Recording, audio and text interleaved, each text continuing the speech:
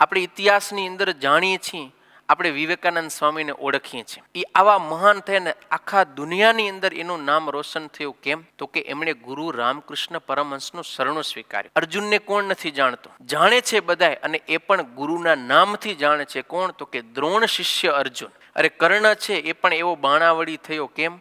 તો કે એને ગુરુ પરશુરામ મળ્યા.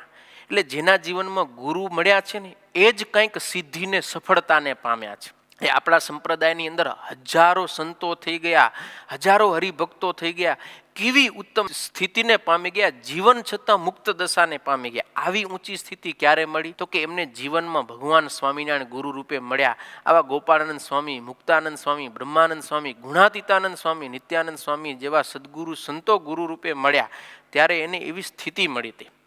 અને અત્યારના સમયમાં પણ સંતોને જેણે ગુરુ તરીકે સ્વીકાર્યા છે ને એની સ્થિતિ કંઈક અલગ હોય છે.